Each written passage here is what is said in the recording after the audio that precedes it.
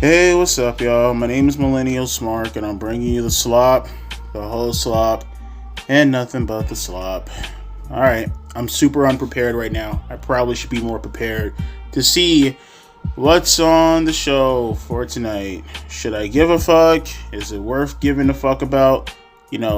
Because it's a 4-hour fucking card. Alright, let's see. We have Timeless Tony Storm and Mina Shirk. Oh yeah, timestamps are down in the description box below. Forgot. Fuck you all. Timeless Tony Storm and Mina Shirakawa versus Julia Hart and Sky Blue. Tekla. In-ring debut. Commander. Kevin Knight. Speedball Mike Gailey versus CMLL Stars. La Facción El Garabranable. What the fuck is a La Facción El Garabranable? What the fuck is that? Who the fuck is that? I don't fucking care. Hurt Syndicate. They're gonna be here tonight. Hopefully to save this fucking show. Is that it? Is that all they have on the tap for tonight? Is that it? Wait. But it's a 4-hour show. Wait, hold up. Let me see. Oh, I see another article. Hang on for a second. Did they tell you what's gonna be on the card for tonight? What else? Oh, there we go. Kenny Omega versus Brody King versus Claudio Castagnoli versus Mascara Dorado. Is that Lindsay Dorado? I could be wrong. I mean, maybe it's his brother or some shit. I don't know. Let me see. Oh, John Moxley versus Mark Briscoe. That's happening. I bet they're gonna bleed. I bet you they're gonna bleed. You might even get a dumb fucking spot, no different than what they did with Edge. These two fucking morons. Is that it? I think that's it. Did I talk about Tekla? Yeah, I think I said Tekla's gonna debut tonight. Alright. Ain't gonna lie to you guys. Do I wanna watch this shit? Fuck no. No, I don't wanna watch this. I don't give a shit. I don't want to watch this, and fuck my life for having to watch this. Fuck, do I have to do this though? Do I have to do this? Oh my god, do I really have to do this tonight? I'm thinking to myself right now, y'all think I'm fucking joking around right now. I'm dead ass contemplating, because this is nothing. I mean, oh wait, it says Will Ospreay's gonna open tonight too. Okay, so maybe we might get some type of continuation from Will Ospreay and Swerve and Hangman. I mean, I would like for them to follow up with that throughout the night, but doubt that's going to be the case. I hope so, though. I really do. That's the best story they have going on right now at the moment. And credit where credit is due. It happens to deal with their World Heavyweight Championship. You know what I mean? Their best feud going on currently in the company is what's supposed to be the best feud currently going in the company. If only they cared about it as much as I cared about it, and actually, show it throughout the fucking card. Do I think they're gonna do that? No. Hence why I'm in this predicament right now where I'm really starting to contemplate whether or not I really want to fucking review this show. What if I just catch highlights and then just review the fucking nah. There might be some nuanced shit that I'm not really aware of if I do that. This is bad, bro. 4 hours of this shit. I do not want to fucking do this. My G, I really, really don't want to do this.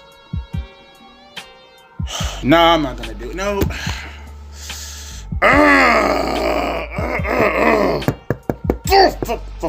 Fuck. Bro, this is not even fair, bro. When we had our agreement that I was going to review these garbage-ass shows, man, 4 hours was supposed to be relegated to the pay-per-view shows. We never said I was going to review this shit for the regular shows now. Come on, bro. Like, let's get real for a second, bro. Like, that was not a part of the fucking agreement when I started reviewing Dynamite like 3 or 4 years ago. The agreement was supposed to be that 4 hours were dedicated to the fucking pay-per-views. I wouldn't even want to fucking review a fucking 4-hour Attitude Era show, let alone a fucking WWE show today, and God willing, let alone a fucking AEW show. Promises were made, Devontae. Promises were made. Alright. Let's just get the fuck in and get the fuck out. I'm already agitated. Just from looking at this, I'm already fucking agitated. Let's just get this the fuck out of the fucking way. Come on. Damn, bro. We gotta sit through all this shit for the next 4 more hours, bro. Man, I don't know if I swear to God, bro, I don't know if I'm gonna be able to do this shit. I can't even front. I don't know if I'm gonna be able to do this shit. If the show's gonna go like how it's going right now, this is the pace that it's going at. Like, I could be wrong, and maybe I'm not tripping, but I could have sworn they said Collision tonight.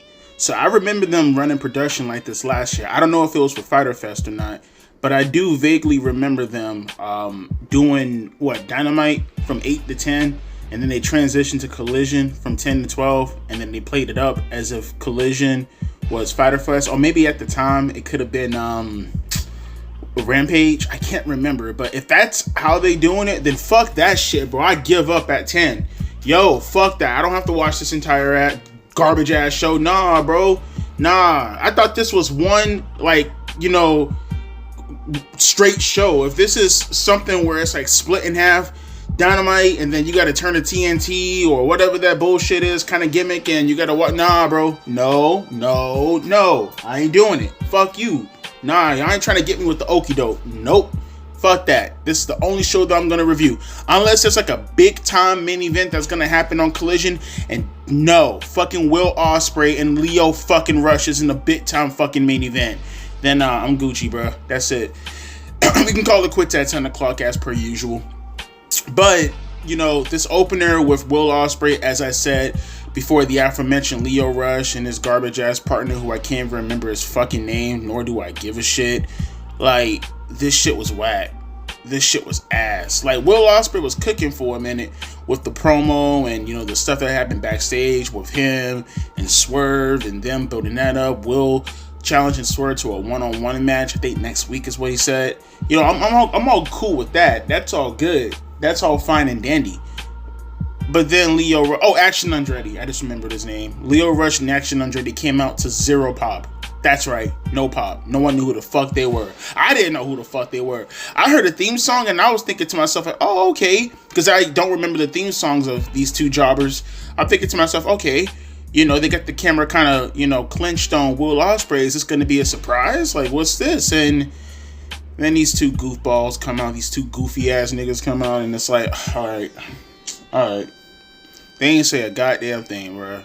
Not a goddamn thing. Just boring the fuck out of everybody on the microphone. Shit was ass. And I ain't gonna put that on Will Ospreay either. He did his thing. They just killed the entire momentum with these two lame ass jobbers coming out. Halting all the fucking, just halting everything. Just energy fucking drained out of the whole entire goddamn show. Skibbity.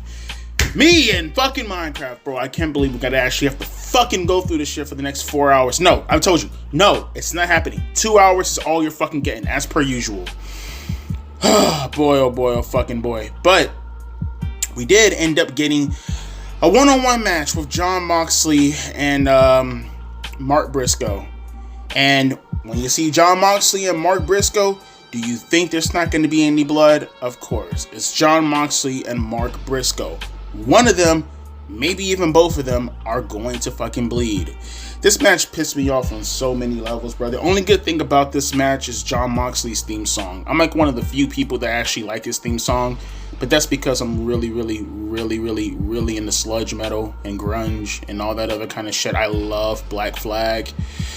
I love all the stuff that was, the Misfits before they became a fucking clothing brand. All that fucking sludgy shit. I fucking love that shit. Well, Misfits are more punk rock than anything. But you get what I'm trying to say. Okay, fucking, I don't know, the Melvins. Fucking Lizzie is awesome. I'm getting off track here. My point being this, though.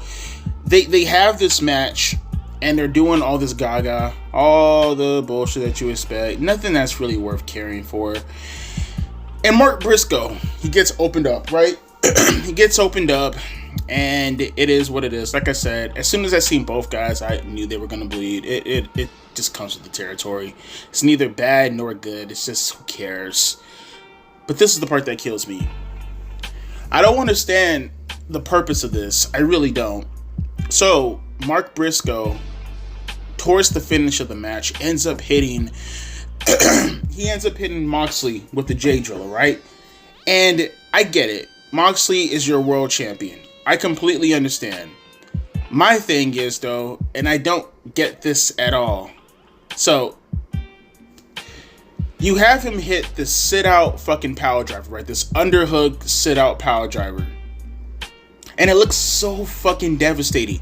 That legitimately is one of the most devastating fucking finishers in all of professional wrestling. Honestly, the J Driller is like one step below the fucking vertebraker when you look at it. It legit looks like a fucking reverse vertebraker damn near. It's really, really, really devastating. And it looks really, really fucking devastating. And Moxley sold the shit out of it. All props to him when it comes to that. But to have him kick out of it, like, there's just something about that just seems wild to me, bro. Like, if he was gonna kick out of it, then why even fucking do the move, bro? I feel like that's like I'm not here to, Virtue said, that's insulting to Jay Briscoe's memory. No, it's not even that, bro. It's just the actual image, like, just optics, right? You see the move, it looks fucking crazy, and to just have someone kick out of it like it was another move, like, it's, even if he took all the time to pin him, like, just don't do the move in general, bro. Just don't do the fucking move in general. But they did, and Moxley kicked out.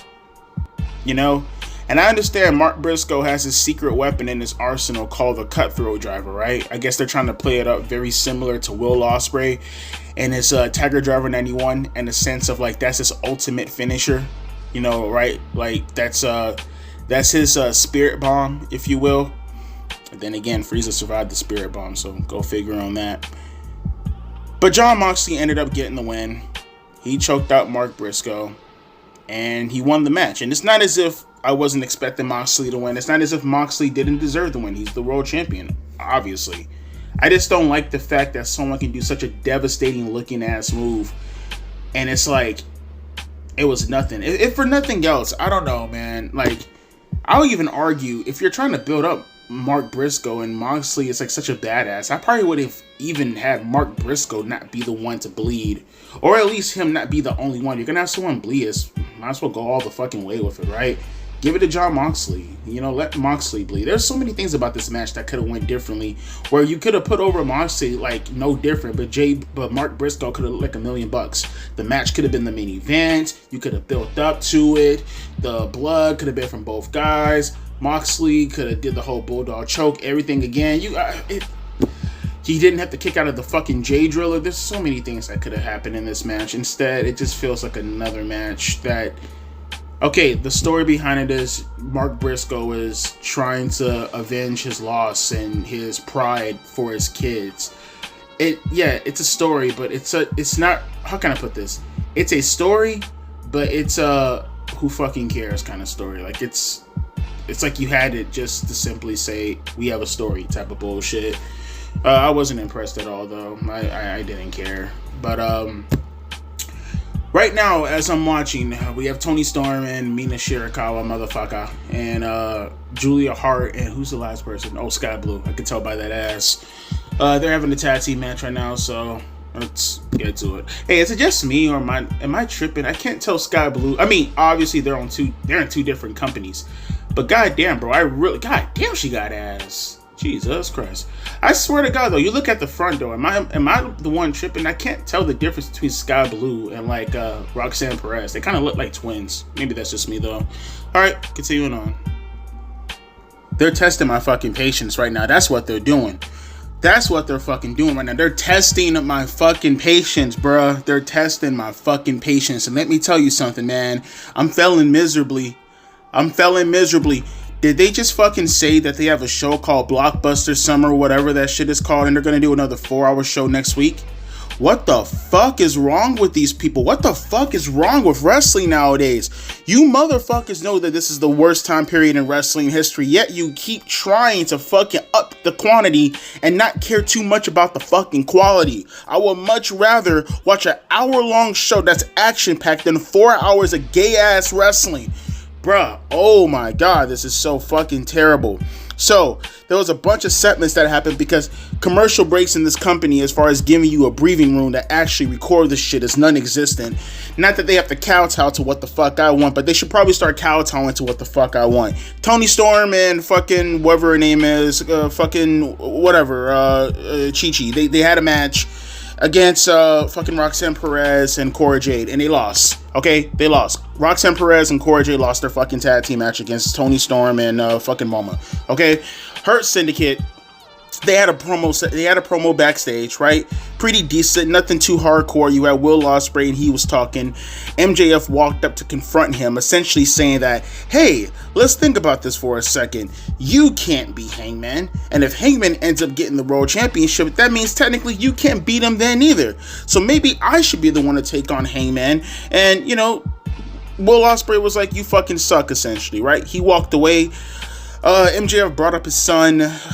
I guess that pissed him off. All he said was, how's Harry? But I guess that was enough to piss off Ospreay, who yoked him up, and then the Hurt Syndicate came, and then they defended and blocked off MJF from a beatdown from Will Ospreay, right? Then we got the 6-man tag match. Well, actually, first the Hurt Syndicate came out, right? When they came out, they made it known as far as what they want. MJF said he wants his hands on the World Heavyweight Championship, right? Out comes Speedball Mike Gailey, Kevin Smith, whoever the fuck his name is, and Rey Mysterio. And they were pretty much essentially laying down the foundation for what they want. Okay, they said they want their hands on the tag team championship. Or maybe they didn't say that. Maybe I just cultivated that in my fucking brain. I can't think of anything else as far as what they said because I wasn't really listening to what the fuck they were saying. I mean, half the time they were speaking in different languages only to fucking appease the DEI crowd. I don't give a fuck about their garbage ass promo. They didn't say a fucking thing. But they did have their lame ass match with LFI. And it just bored me to tears. It was just flips. And it was kicks, and it was flips and kicks for fucking 6 people that I just don't give a fuck about. I wish Donald Trump was in the crowd. That's what I wish. I wish Donald Trump was in the crowd, and I wish we had a lumberjack match. And outside of the ring, it's just nothing but police officers and maybe some immigration police, maybe some ICE outside the ring. Okay, maybe we can scare some of these people out of the fucking country. I don't fucking know. Everybody but Kevin Smith. Wait, no, I said police officers were outside, right? So maybe Kevin Smith can go also. Okay, maybe Kevin Smith can go also. You're not a king, you're a queen. Sorry, give me a second. Christian's on my television. Something that actually fucking matters. Give me a minute. Alright, Max Cass is on my television right now. Once again, Christian keeping up his 25-year streak as far as being one of the most underutilized talents and whatever company he ends up wrestling for. Once again, still in the fucking show because Christian Cage is the only guy who understands how to fucking conduct business. No pun intended. He was on the microphone, essentially just healing on the crowd, and he was talking up how his son, Nick Wayne, ended up winning, or no, he didn't win, the Super J Cup over there in Japan. Or was it the Super J Cup? Whatever. I'm so fucking old. Maybe it is a Super J Cup. Maybe it's something else. I don't know. I only know the light heavyweight division as the Super J Cup in Japan. Because again, I'm fucking old as shit. But he didn't win, and Christian Cage was essentially saying, you know what, I'm going to give you an excuse. You know, you had like 14 matches in 25 days.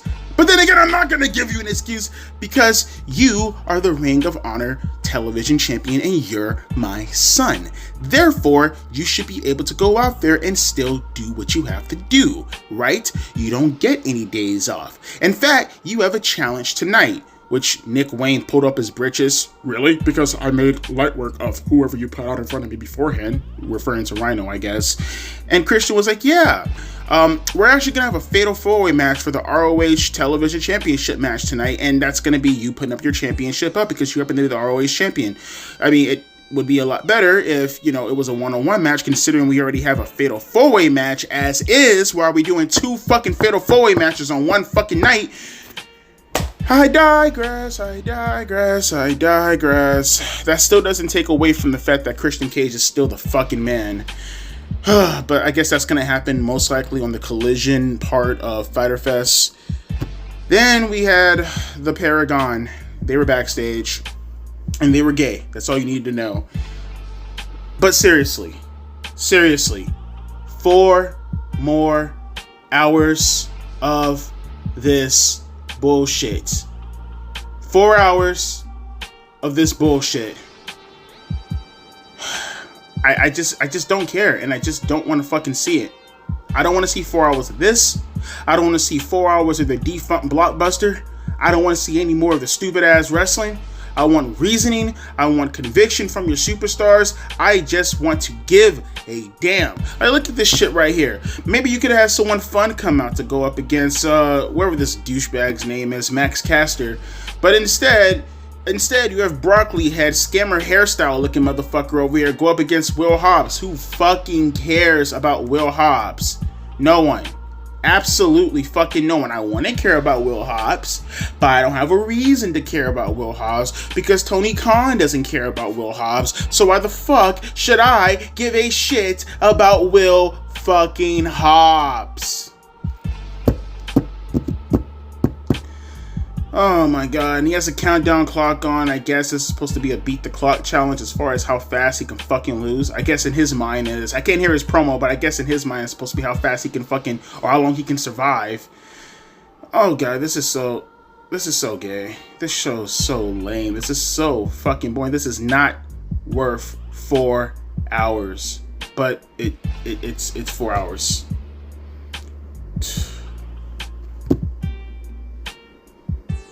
I didn't do anything to deserve this, folks. I didn't. All I asked for is compelling television. You have the acts to pull it off. You have the Hurt Syndicate. You have the story of Hangman right now. Hell, you have multiple people within that story who could be telling it throughout the night, and the likes of a Will Ospreay, right? And the likes of a Hangman Adam Page, right? But instead, we get this. We get this uber gayness. Yeah, folks, I'm serious, bro. I'm not doing the second half of this shit. What's the point? It's gonna be the same dumb fuckery. What is the fucking point? All the good shit is essentially done already, right? They already did the fucking Hurt Syndicate. They already shown that they're gonna do Will Ospreay one time tonight besides the main event that's gonna be on the second half of this garbage ass show. What is there more to watch? What is there more to get? I'm telling you, this is all that's needed to be watched right here. Coming up next is going to be the Fatal 4-Way match with Kenny and the other 3 jobbers I don't give a shit about. Let's just get this shit over with. No, I'm not doing the second half of this. Fuck you. I'm not. I'm just simply not. Like I said, boys, I'm good. There's no reason to have to watch any more of this fucking show. I'm tapping out. I'm good, bro. There's nothing else to watch. Bro. What else is there to fucking watch? Nothing.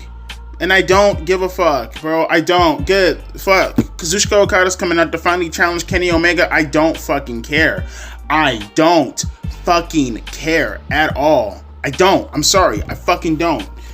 The Fatal 4-Way match, it's everything that you've been seeing in AEW for over 6 years. Do I need to go on about this? All right, I'll tell you. Flips, kicks, dives, kicks, flips, dives, flips, kicks, dives, kicks. You got the idea, right? With some blood inside it because, of course, and Kenny Omega retained his championship after having another fucking qualifier tournament to literally have nothing more but the fill. A qualifier tournament. Was it even a fucking tournament? Of course it was tournament. It's AEW. A qualifier, essentially, to fill television to get to this point in order to have Kenny Omega retain the championship. I mean, who cares? I don't fucking care. I'm sorry. And now you have them both shoving their titles in each other's faces. And oh boy. And now they're fighting each other. Kazuchika Okada and Kenny Omega. Oh, look at that. They're fighting. Who cares? I'm sorry, boys. I just don't give a fuck. I just don't give a fuck. But that's gonna do it for this portion of the review. Okay, that's gonna do it for this portion of the review. I don't care. What I do care though, and what I do want to talk about, you know what? I will say this overall though. Just looking at this show overall, I will say this. Before I talk about this second portion, which I might actually timestamp for another session. You know. AEW really needs to stop focusing so hard. I said this before earlier on in the review, but the constant having to focus on the quantity rather than the quality, it's getting annoying, man. I get it that you want to establish some of your talents. I get that you want to be able to go out of your way to put on incredible matches every single week to the point now that we can't even distinguish something that happens to actually be a pretty good match from what we would call an incredible match, because you have these matches every fucking week. Literally, you can't decipher. You just can't. I wish they would put more time and they would put more focus into their talent that is already there, that is clearly established enough to make them known that they're a commodity. You know what I mean? Instead, we're going to get FTR versus, I don't even know who the fuck these guys are. See, that's what I'm talking about. Like, you have the fucking Lince Dorado looking guy, whatever his fucking name is in this match. I don't know who the fuck he is. What makes him any different than a Ricochet? What makes him any different than a fucking Will Ospreay? What makes him any different than the Commander? It's all the same shit. They can't talk. They can't do shit but go out there and just fucking flip. Like, it's lame, bro. But you clear as day have a legitimate act that's actually delivering. That's the part that kills me. That's the part that I'm not understanding. You actually have acts out there that are legitimately fucking delivering as far as what's compelling, as far as what's actually delivering within the metrics in themselves. And more importantly, you get the best of both worlds. You get your fucking quintessential great matches and a good story attached to it to give you a reason to care about the good matches. But, hey, it is what it is, man. Fyter Fest tonight was, type of show to me. I don't care. I don't. But I do want to copy their format right now, and I want to have my second portion of the review, because like I said, I give up on the show. I don't want to watch any more of this show. This show was ass. It was boring as fuck. It was your stereotypical AEW show. But I like the format of cutting a show in half to talk about something and completely different, but still keeping it consistent with the actual show in itself. So, not sure if this is my first time doing it, can't remember, but for most of you this might be the first time. We're gonna have a separate video within a video. So the first half was a review, and now we're gonna have our stereotypical commentary video, because there's something else that I want to talk about. So pretend as if this is a completely different video, and this is the second half of this video.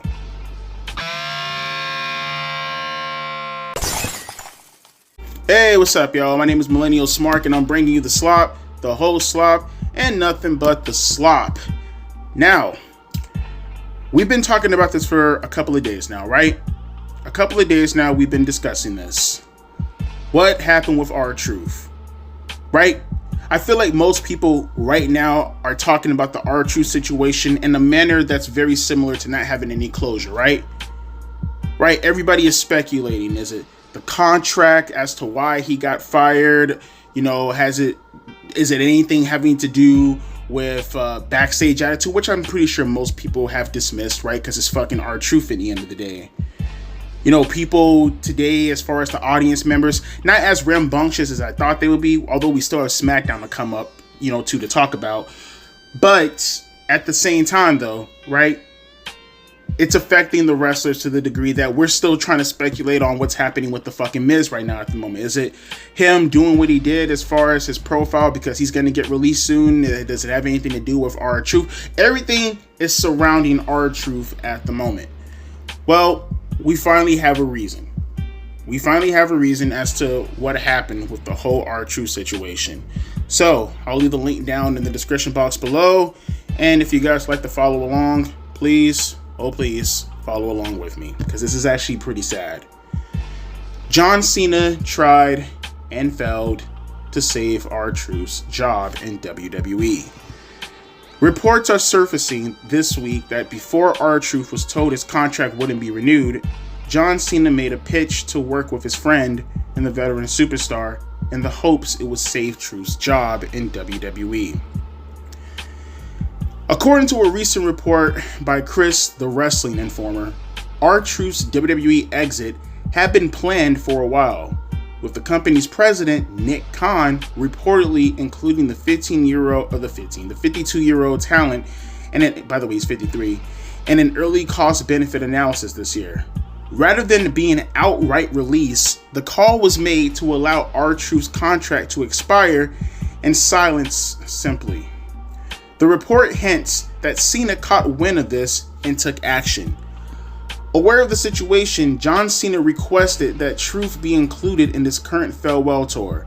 Cena wanted to work a program with R-Truth, looking to demonstrate that the well-liked comedy wrestler and former 24/7 and US champion still had value as an on-screen performer. The thinking was, if R-Truth and Cena could draw a big house and strong revenue, it might go a long ways to WWE and change its mind.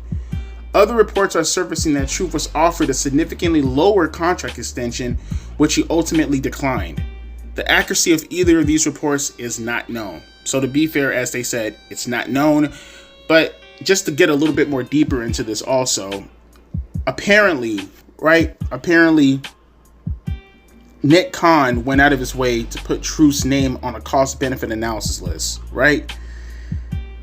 And essentially, this was planned out since the beginning of the year.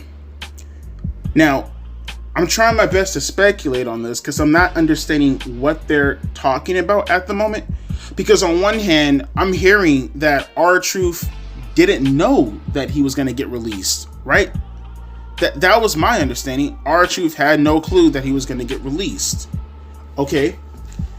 So, what am I being told here? Either A, R-Truth is lying, or people who are talking on behalf of R-Truth, are they lying? Or is it a sadder situation? So we'll talk about the John Cena thing in a minute, as far as him going out of his way to maybe, help out R-Truth. But like, from what I'm kind of taking out of all this is, did John Cena know about R-Truth's release before R-Truth knew about his release? Because that's really, really, really slimy shit if it happens to be true. Like, say all you want to say in regards to like, oh, it's just the circle of life when it comes to big business, right? When it comes to corporate. It's a circle of life. People get fired. People get released. It just happens to be the case, right? But at the same time, though, it's like, bruh, how would you feel knowing that someone else knew you were going to get fired before you knew you were going to get fired? Like, again, from what I can tell, listening to all the other reports previously, R-Truth, he was taken aback by all this. He was caught off guard. He had no clue that this was going to be the case. So the only thing that I can come up with, the consensus that I come up with, is that John Cena was aware of R-Truth getting released before R-Truth knew he was going to get released. That's some foul shit if that happens to be the case. That's foul. That's foul as fuck, man. I hope that's not the truth. No pun intended. Now, to be fair, like I said, this Chris the Wrestling Analysis guy, I don't see anything in regards to his sources in order to talk. Well, here, let me see this. A person actually wrote to him. He said, if Truth worked till his contract ran out, does it mean he doesn't have a 90 days clause? And then the guy said, no, he doesn't. Yeah, we kind of figured that out already. But I'm not seeing anybody else speculate on this. Say what you will about the guy, but here, hang on. Someone asked for a source. Let me see. One person says there is no source. Another person says, okay, that this is word from, let me see. This is word for what Kalohi reported. So another guy posted this also. Here, let me click on his name real quick. Maybe there's some clarification in regards to all of this. Let me see. He's a freelance writer who wrote on this also. You know what? Say what you want to say about the dude. I'm very curious. Did Sean Ross Sapp report on this by any chance, or at least gave some type of clarification in regards to this? Let me see. Sean Ross Sapp, Fightful. Let me see if he confirmed anything like this. Let me see. If you, who gives a shit about your bitching and moaning, dude? Just whether. Yeah, to be fair, I just took the time to actually pause this so I can actually go back and see if anybody else reported on this, someone a little bit more legitimate, whether you hate them or whether you fucking love them. If I feel like they're accurate in their reporting, whether or not I like them, it doesn't matter. All I want is the truth, when it's, no pun intended again. I just want to know if what is being stated is true. Now, to be fair, I don't see any confirmation or sources that's bigger than this guy that's actually reporting this or relating this. I see two news reports. I see one from the Callahan guy, or Calhoun, whoever his name is, and I see the report from this guy right here, and he's pretty adamant as far as where he's reporting all this. I just wish that he has some sources in order to back this up. It's just literally word of mouth, but I guess all the speculation, right, that's where it's going to go to. That R-Truth was essentially helped by John Cena and it failed miserably. But like I said, it's all conflicting reports in the end of the day, because on one hand, this is what we're being told right now, but on the other hand, we were told other things in regards to R-Truth. Look, in the end of the day, man, this should probably be it right here. This is probably going to be my last time, unless something really, really noteworthy breaks as far as the news with R-Truth is considered. This is the last time talking about it, folks, all right? This is it right here, man. Look, at the end of the day, if John Cena legitimately stuck his neck out for his homie and it just pretty much came at no avail, then that's it, man. That's it. No one, in the end of the day, was going to help out Truth. No one could help out Truth. If Nick Khan was the one to actually make the decision, well, okay, at least then you have your answer, right? At least then it's a little bit more, like, okay, that makes a little bit more sense. It wasn't Triple H necessarily speaking. It wasn't TKO necessarily speaking. I mean, it was, but in the sense of like, they weren't the ones to make the fucking decision. It seems like this is a Nick Khan decision. If this report happens to be accurate, like, okay, so now you have your reasoning, right? It was all based, again, assuming that this is a real report, it was all strictly based off of just cost cutting, which we kind of had a feeling for anyways. But man, knowing that John Cena stuck his neck out for me was to no avail. That fucking sucks. That actually fucking sucks, man. Man. Is there anything else reporting on this? Let me actually look over for a second. I want to look at one more thing. Can I? Let me see. R-Truth. Let me see. Just to give the benefit of the doubt one more time as to whether or not anyone else reported on this. Yeah, this is really suspicious. No one else is reporting on this. Let me see. Scrolling down. Nothing else is really popping up as far as his departure is considered. Let me go on news real quick as far as getting a latest update on this. Fuck, I got so many goddamn platforms that I usually look at in order to get news. I see nothing else reporting on this. So like I said, folks, take this with a grain of salt. But allegedly, that's the entire situation in regards to why R-Truth got released. But I'll let you guys talk about it amongst each other in the comment section below. Do you feel like that's an accurate reporting? More importantly, at this point, do you necessarily care about this entire situation? Do you want to move on from it? I know I am. This is probably my last time talking about this. I got nothing else to say about it. In the end of the day, R-Truth is gone, and that's it. Preliminary thoughts down in the comment section below in regards to how you felt about this. How did you feel about Fyter Fest? Right now, I see Heyman Adam Page, and he's saving Will Ospreay. Is there anything important that's going to come out of this when it's all said and done? No. Okay, like I said, no more wasting my time on fucking Fyter Fest. Yeah, but that's going to do it for the review, guys. As always, my name is Devontae, aka Millennial Smart, and I'll be catching you guys later. Deuces, P. Ice.